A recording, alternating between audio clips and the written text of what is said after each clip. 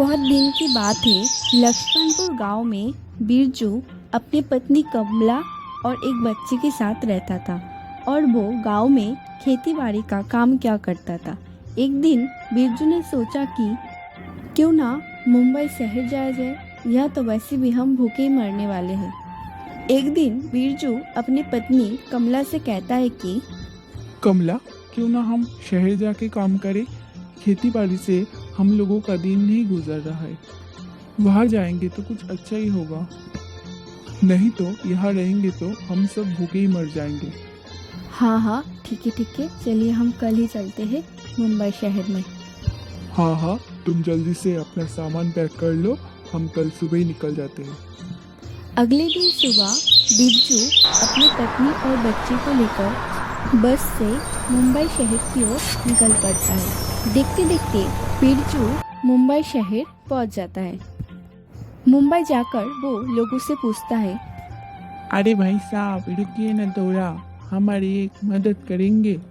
हाँ, क्यों नहीं, क्या काम है, बोलो जल्दी। मैं और मेरी पत्नी को कुछ काम चाहिए था। हम इस शहर में नए हैं, अभी अभी गांव से आए हैं। वहाँ सामने ही एक सब्जी मंडी है, वहाँ पर तुम्हें काम मिल सकता है। धन्यवाद भाई साहब, बहुत बहुत धन्यवाद। सब्जी मंडी जाने के बाद बिरजू अपनी पत्नी कमला से कहता है कि सुनो कमला, तुम उस तरफ जाओ और मैं इस तरफ जाती हूँ काम ढूंढने के लिए। उसके बाद बिरजू एक आदमी से पूछता है कि जी भाई साहब, हमें कुछ काम चाहिए था, क्या आप मुझे काम पर रखोगे? अरे नहीं भाई साहब, आज थोड़ा काम कम है, आप कल आना। दूसरी तरफ कमला एक टमाटर वाले से जाके पूछती है कि सेठ जी, मुझे क्या आप काम पे रखोगे? हाँ, जरूर। आज ही दुकान खोली है मैंने और मैं भी किसी को ढूंढ रहा था काम पे रखने के लिए। कितने पैसे मिलेंगे हमें? सुबह 8 बजे से लेकर रात 8 बजे तक आपको काम करना पड़ेगा और दिन में 300 रुपया मिलेगा। ये सुनकर कमला खुश हो गई और बोली, हाँ सेठ, मैं काम करूँगी और कल से मैं आ जाऊँगी। उसके बाद खुश होकर कमला बिरजू के पास जाता है और कहती है कि सुनिए जी, मुझे तो काम मिल गया, आपको मिला क्या? अरे नहीं, मुझे तो कुछ काम नहीं मिल रहा है। सबसे पूछा मैंने, लेकिन सब मना कर रहे हैं। अरे कोई नहीं, जाने दीजिए, जैसे मुझे मिला है आपको भी मिल जाएगा। कमला और बिरजू पूरी सब्जी मंडी घूमने के बाद फिर से एक सब्जी वाले के पास जाता है। अरे सेठ, मुझे काम पे रखोगे क्या? हाँ, क्यों नहीं, मैं भी किसी को ढूंढ रहा था, अच्छा हुआ तो मिल गए, लेकिन सुबह 8 से 8 बजे तक काम करना पड़ेगा तुम्हें। ठीक है सेठ जी। लेकिन कमला और बिरजू काम ढूंढने के चक्कर में वो भूल ही गए थे कि उसके बच्चे और वो भूखे हैं। अरे, कल से हम लोग कुछ नहीं खाए हैं, चलो पहले कुछ खा लेते हैं। उसके बाद बिरजू, कमला और उनके बच्चे एक ढाबे पे जाके भरपेट खाना खाते हैं।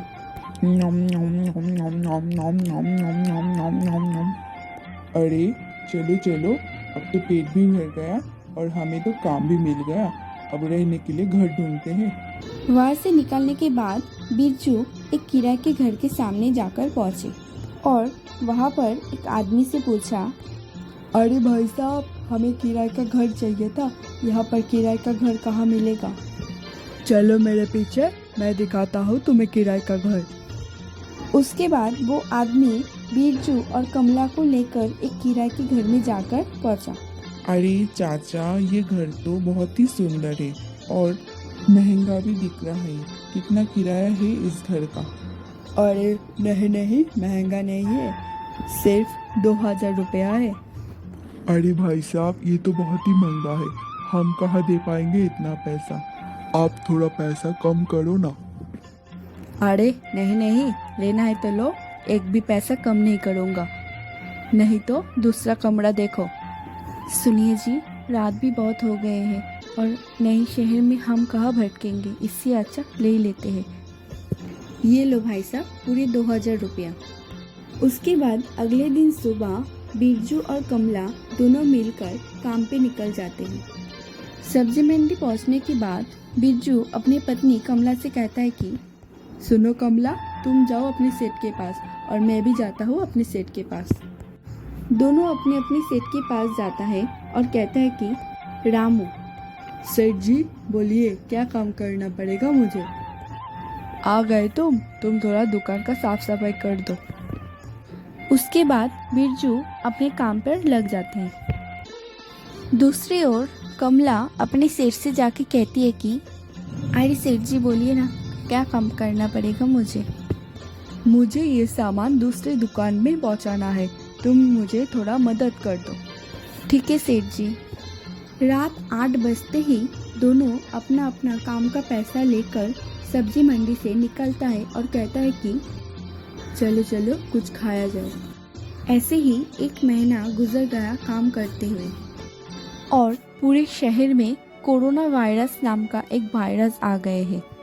अरे सब्जी वाले भैया, सुना है एक वायरस फैल गए पूरे शहर में। हाँ, मैं भी अभी अभी सुना हूँ, बहुत खतरनाक है ये कोरोना वायरस। मैं भी दुकान पे अभी आया हूँ और दुकान अभी मैं बंद कर रहा हूँ। हो सके तो बचो और मास्क पहनना ज़रूरी है। और दूसरी तरफ कमला अपने सेठ से जाकर पूछती है कि सेठ जी ये कोरोना वायरस क्या है? सब लोग बोल रहे हैं कि कोरोना वायरस बहुत खतरनाक है।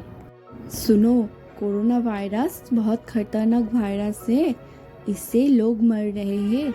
और तो और प्रधानमंत्री ने भी बोला है पूरा भारत बंद करना पड़ेगा, ये कोरोना वायरस बहुत खतरनाक है, लोगों की तो ये जान ले रहा है। सेठ की बात सुनकर कमला अपने पति बिरजू के पास तुरंत भागती है।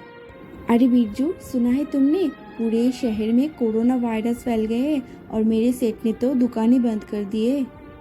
हाँ कमला, मेरे सेठ ने भी दुकान बंद करने के लिए बोले हैं। इस महामारी को देखकर बिरजू और कमला दोनों ही बहुत मायूस हो जाते हैं। वो तो बेचारे गांव से शहर आए थे 2-4 रुपए कमाने के लिए, लेकिन शहर में लॉकडाउन लगने की वजह से पूरी दुकानें बंद हो चुकी थी और उन्हें कुछ काम ही नहीं मिल रहा था।